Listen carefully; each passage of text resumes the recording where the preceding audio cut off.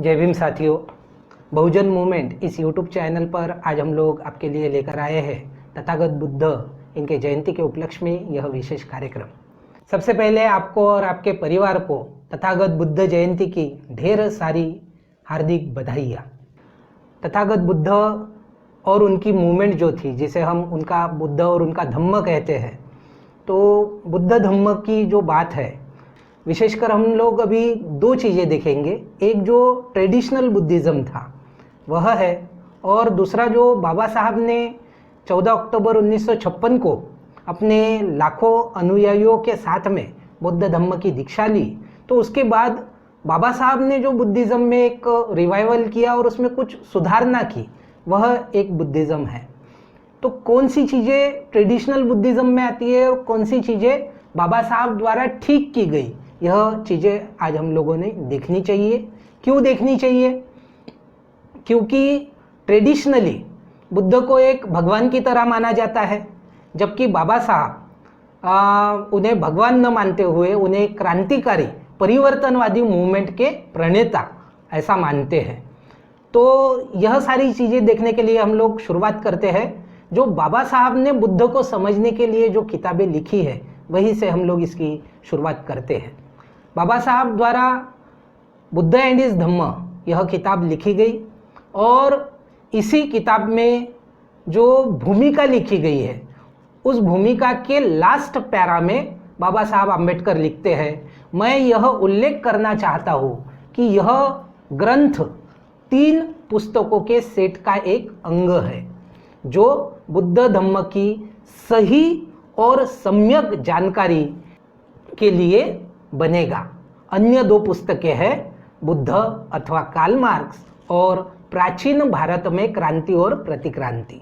तो बाबा साहब ने बुद्ध को सही तरीके से और सम्यक तरीके से समझने के लिए 3 भागों में ग्रंथ लिखे हैं। जैसा कि मैंने आपको अभी बताया, बुद्ध और उनका धम्म यह पहला ग्रंथ है, बुद्ध अथवा कार्ल मार्क्स यह दूसरा ग्रंथ है, और प्राचीन भारत में क्रांति और प्रतिक्रांति यह तीसरा ग्रंथ है। बुद्ध और उनके धम्म में जब बाबा साहब परिचय लिखते हैं, तो परिचय में जो पारंपरिक बुद्धिज़्म है उसमें सवाल खड़े करते हैं।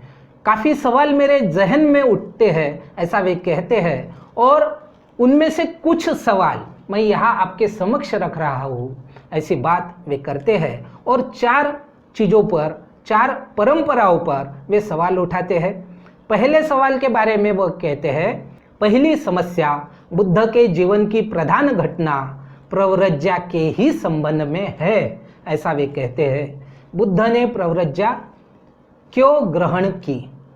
तो इसका पारंपरिक जो उत्तर है वो बताया जाता है कि बुद्ध की आयु, यानी कि उस समय वे सिद्धार्थ थे, सिद्धार्थ की आयु 29 वर्ष की होने के बाद उस समय वे अपने राज्य में जब निकले तो उन्होंने एक वृद्ध व्यक्ति को देखा, एक बीमार व्यक्ति को देखा और एक मृत को देखा, और यह 3 घटनाएं देखकर वे विचलित हो गए, और इतना विचलित हो गए कि आधी रात को वे किसी को कुछ न बताते हुए अपने घर से निकल गए। ऐसा पारंपरिक उत्तर बुद्ध के प्रव्रज्या के संबंध में दिया जाता है। बाबा साहब आम्बेडकर इस पर सवाल खड़ा करते हैं और पूछते हैं कि यह कैसे संभव है कि एक व्यक्ति 29 वर्ष का होने तक उसने एक भी बीमार व्यक्ति नहीं देखा, एक भी वृद्ध व्यक्ति नहीं देखा, एक भी मृत को उसने नहीं देखा। यह कैसे संभव है? यह तो ऐसी घटनाएं हैं जो जीवन में निरंतर होती ही रहती है। तो इसलिए बाबा साहब ने इस पारंपरिक उत्तर को नकारा, और इसका फिर उन्होंने जवाब दिया कि बुद्ध का जो राज्य था, जो कि वे शाक्य थे, तो रोहिणी नदी के तट पर शाक्यों का एक साइड में राज्य था और दूसरी बाजू में कोलियों का राज्य था, और नदी का पानी दोनों राज्य बारी बारी से, एक साल पहले शाक्य लेते थे, फिर कोली लेते थे, दूसरे साल पहले कोली लेते थे और फिर शाक्य लेते थे। इस तरह से उनका जीवन चलता था। एक वर्ष बारिश कम होने की वजह से पानी काफ़ी कम था नदी में, और इस वजह से जिसकी पहली बारी थी उसने पानी का उपयोग करने के बाद दूसरे राज्य के लिए पानी नहीं बचने वाला था, और इसलिए एक समस्या खड़ी हो गई। और इस समस्या का रूपांतर शीघ्र ही इस बात पर हो गया कि युद्ध किया जाए, शाक्यों और कोलियों में युद्ध हो जाए और युद्ध से इस समस्या का निदान किया जाए। जो युद्ध में जीतेगा वही पहले पानी लेगा। जब यह प्रस्ताव शाक्य संघ में आया कि कोलियों से युद्ध करके इस समस्या को सुलझाया जाए, और इस पर जब वोटिंग ली गई तो सारे सदस्यों ने युद्ध के फेवर में वोट किया, लेकिन सिद्धार्थ ने इसका विरोध किया और कहा कि युद्ध से किसी समस्या का समाधान नहीं किया जा सकता है। एक युद्ध करने से दूसरा युद्ध को हम लोग जन्म देते हैं, और इसलिए इस समस्या से निपटने के लिए हमारे द्वारा 2 प्रतिनिधि चुने जाए। इसी तरह से कोलियों से भी कहा जाए कि वे अपने 2 प्रतिनिधि चुने, और ये चारों प्रतिनिधि मिलकर एक 5वें प्रतिनिधि का चयन करें, और ये 5 लोगों की समिति इस समस्या का समाधान निकाले। यह मेरा प्रस्ताव है, ऐसा कहा गया। तो बुद्ध ने क्योंकि शाक्य संघ के प्रस्ताव का विरोध किया, जबकि सारे लोग फेवर कर रहे थे, उनसे रिक्वेस्ट की गई कि आप भी इसका फेवर करिए क्योंकि प्रस्ताव तो पारित हो चुका है। बुद्ध ने कहा मैं इसका समर्थन नहीं कर सकता। तो फिर शाक्य संघ ने कहा कि आपको इसकी शिक्षा मिल सकती है। उन्होंने कहा कि मैं उस शिक्षा के लिए तैयार हूँ। क्योंकि सिद्धार्थ ने शाक्य संघ के प्रस्ताव का विरोध किया था, इस वजह से अब उन्हें 3 प्रकार की सज़ा दी जा सकती थी। एक सज़ा थी कि उन्हें सेना में भर्ती होकर युद्ध में शामिल होना। दूसरी सज़ा थी कि उन्हें या तो फांसी पर लटका देना या फिर देश निकाला कर देना। और तीसरी सज़ा थी कि उनके परिवार का सामाजिक बहिष्कार और उनके खेतों की जब्ती। तो जब सिद्धार्थ ने तीनों सज़ाओं के बारे में सुना, तो क्योंकि वो युद्ध का विरोध करते थे इसलिए सेना में भर्ती होने का सवाल ही पैदा नहीं होता था। तीसरी जो सज़ा थी, उनका यह मानना था कि गलती मेरी है तो इसकी सज़ा मेरे परिवार को नहीं मिलनी चाहिए, इसलिए सामाजिक बहिष्कार यह सही नहीं होगा, और हमारे खेतों की जब्ती यह सही नहीं होगा। इसलिए उन्होंने खुद दूसरी जो सज़ा थी उसमें या तो फांसी पर लटका देना या फिर देश निकाला कर देना, यह सज़ा थी। तो देश निकाला ये सज़ा उन्होंने खुद स्वीकारी, और वे राज्य छोड़कर राज्यों की सीमाओं के बाहर चले गए। और इस तरह से यह उनकी प्रव्रज्या का प्रमुख कारण था। यह बाबा साहब आम्बेडकर हमारे समक्ष रखते हैं। तो पारंपरिक तरीके से जो कहा जाता है उसका विरोध बाबा साहब ने किया और सही बात लोगों के सामने रखी। दूसरा जो सवाल बाबा साहब आम्बेडकर ने पारंपरिक बुद्धिज्म पर खड़ा किया, वह चारों आर्य सत्यों से ही उत्पन्न होता है, ऐसा वे कहते हैं। 4 आर्य सत्य जो बुद्ध की मूल शिक्षा बताई जाती है, बाबा साहब कहते हैं कि क्या बुद्ध की मूल शिक्षाओं में 4 आर्य सत्य थे या बाद के भिक्षुओं द्वारा यह उसमें डाले गए हैं। तीसरा जो सवाल था, वे बाबा साहब कहते थे कि तीसरी समस्या आत्मा, कर्म और पुनर्जन्म के सिद्धांतों से उत्पन्न होती है। बुद्ध यह आत्मा को नहीं मानते थे, लेकिन वे कर्म और पुनर्जन्म के सिद्धांत में विश्वास रखते थे, जबकि हिंदू धर्म में आत्मा होने से कर्म और पुनर्जन्म का सिद्धांत उन्होंने रखा है कि आत्मा ही फिर से जन्म लेती है, ऐसा हिंदू धर्म का सिद्धांत था। तो बुद्ध ने यदि आत्मा नकारी है और पुनर्जन्म स्वीकारा है तो यह कैसे?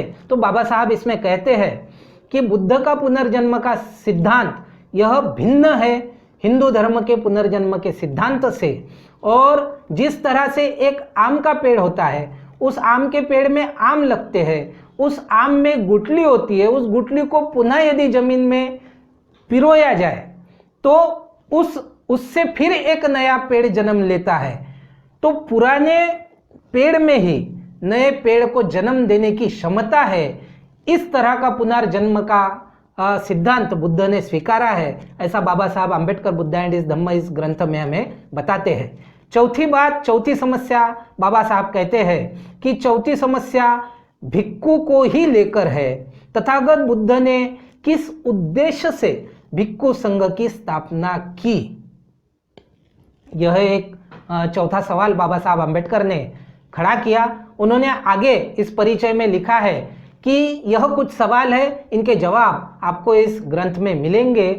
और इस तरह से बाबा साहब ने पारंपरिक बुद्धिज्म को नकारा और एक नए बुद्धिज्म का उन्होंने नींव रखी है।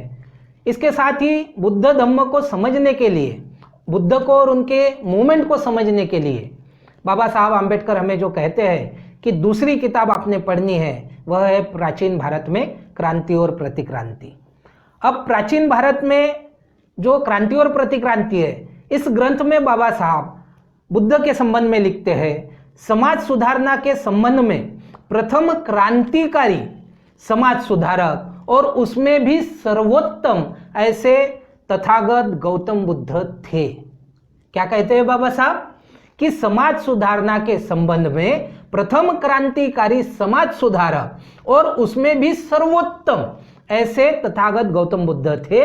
समाज सुधारना का इतिहास ही बुद्ध से शुरू होता है, या यूं कहे समाज सुधारना का इतिहास यह बुद्ध का इतिहास बताए बगैर अपूर्ण है।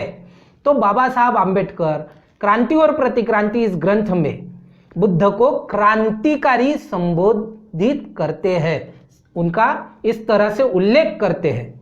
अब क्रांति या रिवॉल्यूशन, दुनिया इस शब्द से क्या अर्थ निकालती है? तो क्रांति मतलब होता है कि व्यवस्था परिवर्तन, एक अस्तित्व में होने वाली व्यवस्था पूर्णतः नष्ट होकर दूसरे सिद्धांतों पर आधारित व्यवस्था का निर्माण करना, इसे दुनिया में क्रांति कहा जाता है। तो क्रांति का संबंध व्यवस्था परिवर्तन से है और बाबा साहब आम्बेडकर बुद्ध को क्रांतिकारी कहते हैं। इसी का मतलब बुद्ध की लड़ाई यह इस देश में व्यवस्था परिवर्तन की लड़ाई थी, यह सिद्ध होता है।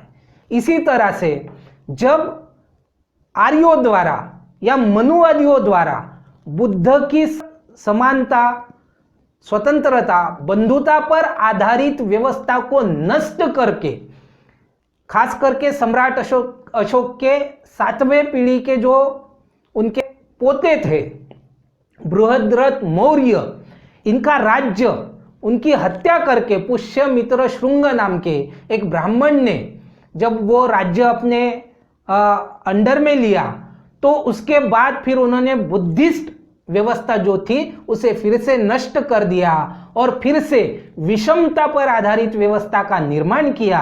और इस घटना को बाबा साहब आम्बेडकर इन्होंने क्रांति और प्रतिक्रांति में प्रतिक्रांति कहा। इसी का मतलब फिर से व्यवस्था परिवर्तन जब हो गई तो प्रतिक्रांति हो गई, ऐसा बाबा साहब कहते हैं, और प्रतिक्रांति पुष्यमित्र श्रृंग ने की, ऐसा बाबा साहब कहते हैं। तो बुद्ध को समझने के लिए बाबा साहब ने जब यह दूसरा ग्रंथ लिखा और इसमें व्यवस्था परिवर्तन के पुरस्कर्ता करके उन्होंने बुद्ध को लिखा, तो इस बात को हम लोगों ने गहराई से समझने की जरूरत है। अब तीसरे ग्रंथ की ओर आते हैं जो बाबा साहब ने कहा कि बुद्ध को समझने के लिए आवश्यक है। उसमें हम लोग जब तुलना करते हैं तो ईश्वर से या भगवान से बुद्ध की तुलना की जाती है कि जैसे किसी ईसाई को समझाना है कि भाई बुद्ध कौन थे, तो हम में से कुछ लोग कहते हैं कि जैसे आपका गॉड है या यीशु है वैसे हमारे बुद्ध है। किसी मुस्लिम व्यक्ति को समझाना है तो जैसे आपके खुदा है उस तरह से हमारे बुद्ध है, या किसी और को समझाना है कि जैसे आपके ईश्वर है वैसे हमारे बुद्ध है। हम लोग इस तरह से बुद्ध की तुलना ईश्वर से हमेशा करते हुए हमारे लोग नजर आते हैं। लेकिन बाबा साहब आम्बेडकर ने किसी ईश्वर से बुद्ध की तुलना नहीं की, क्योंकि बुद्ध खुद अनिश्वरवादी थे, वह ईश्वर के अस्तित्व में नहीं मानते थे। और इसलिए बाबा साहब आम्बेडकर ने हम लोगों को दिखता है कि आधुनिक युग में, खास करके जब यह इंडस्ट्रियल रिवॉल्यूशन जब हुआ आधुनिक युग में, और जब बहुत सारी फैक्ट्रियां आने लगी और फैक्ट्रियों में फिर दो वर्ग निर्माण हो गए। उसमें एक वर्ग कैपिटलिस्ट लोगों का था जो कैपिटल लगाते थे, भांडवलदार लोग थे या पूंजीपति लोग थे, एक वर्ग उनका था। और पूंजीपतियों की कंपनियों में नौकरी करने वाले मजदूरों का दूसरा वर्ग था। तो ऐसे दो वर्ग निर्माण हो गए।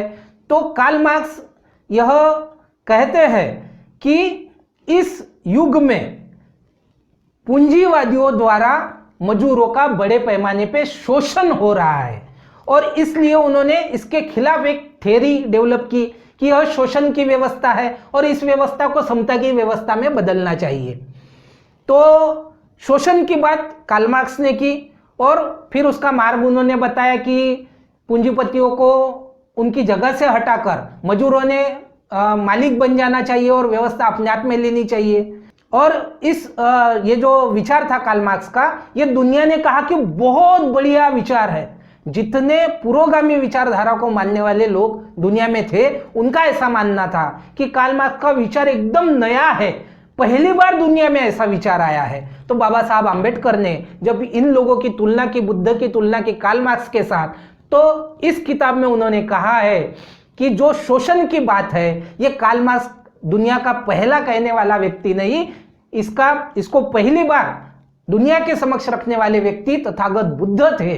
और कार्ल मार्क्स की जो शोषण की थियरी है वो बहुत सीमित है क्योंकि वो सिर्फ मजदूरों का शोषण होता है ऐसा कहता है, जबकि बुद्ध की शोषण की थियरी यह व्यापक है। इसमें उन्होंने कई अंगों को समाविष्ट किया है, समाज के कई स्तरों में यह शोषण बड़े पैमाने पर होता है ऐसी बात बाबा साहब आंबेडकर बुद्ध के कही हजारों वर्ष पूर्व कही ऐसा कहते हैं। कार्ल मार्क्स इसका क्रेडिट ना ले ऐसा वे कहते हैं। इसके साथ ही कार्ल मार्क्स का जो मार्ग है वह सही नहीं है, परिवर्तन का जो मार्ग है उससे कई बेहतर बुद्ध का परिवर्तन का मार्ग है, क्योंकि बुद्ध परिवर्तन के मार्ग के लिए विचारधारा को अपनाते हैं, लोगों को समझाकर इस व्यवस्था को बदलना चाहते हैं ऐसा बाबा साहब आंबेडकर कहते हैं। तो यह शोषण रोकने के लिए तथागत बुद्ध सर्वोत्तम है। हालांकि इसका रिजल्ट जो है वो थोड़ा धीरे आता है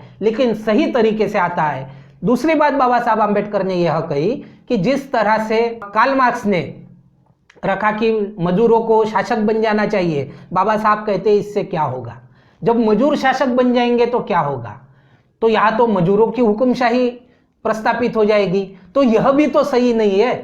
हुकुमशाही किसी की भी हो वह गलत है, इसलिए किसी भी तरह की किसी की भी हुकुमशाही का, डिक्टेटरशिप का समर्थन हम नहीं कर सकते। जबकि बुद्ध ने लोकशाही का सिद्धांत रखा है, यानी विषमतावादी व्यवस्था को समाप्त करके नई व्यवस्था जो प्रस्तापित की जाए वह लोकतंत्र पर आधारित हो, यह बुद्ध का मानना था, यह बुद्ध का सिद्धांत था। इस बात को बाबा साहब आंबेडकर ने भली भांति इस ग्रंथ में रखा है। तो ये तीनों ग्रंथ जब हम मिलाकर देखते हैं तब हमें समझ में आता है कि बुद्ध क्या थे। तो बुद्ध एक व्यवस्था परिवर्तन के जनक थे। उनकी व्यवस्था समता, स्वतंत्रता, बंधुता और शांति पर आधारित थी। उनकी व्यवस्था लोकतंत्र पर आधारित थी। उनका मार्ग वैचारिक परिवर्तन का मार्ग था। इस बात को हम लोगों ने दिलों की गहराइयों से समझने की जरूरत है। क्यों? क्योंकि हम उनके फॉलोअर हैं। हमारा कार्य क्या है? तो लोगों को समझा के बताना। किस माध्यम से समझाना है? तो परिवर्तन के माध्यम से समझाना है, तर्क के माध्यम से समझाना है, सुधारवाद के माध्यम से समझाना है, विज्ञानवाद के माध्यम से समझाना है। इसलिए हम लोगों ने बुद्ध को इस तरह से देखना चाहिए। तो जैसा कि मैं पहले ही बता चुका हूं कि पारंपरिक बुद्धिज्म में यह सारी चीजें हमें नजर नहीं आती है। कुछ लोग सिर्फ आंख बंद करके बैठना यानी ही बुद्धिज्म बताते हैं। तो बुद्धिज्म आंख बंद करके बैठने में नहीं, यहां तक कि बाबा साहब आंबेडकर इन्हें बुद्ध की आंख बंद की हुई बैठी हुई मुद्रा में उनकी मूर्ति भी पसंद नहीं थी। वे बुद्ध की मूर्ति भी चाहते थे कि आंखें खुली हो और चलती यदि मुद्रा में हो तो वे उन्हें पसंद थी। इस बात को भी हम लोगों ने समझने की जरूरत है। तो बुद्ध का मार्ग जो है वो चलने का मार्ग है, वो रुकने का मार्ग नहीं है। बुद्धों को जब बुद्धत्व प्राप्त हुआ आयु के 35वें वर्ष, तो वे जीवन के अंत तक चलते रहे और लोगों को समझाते रहे।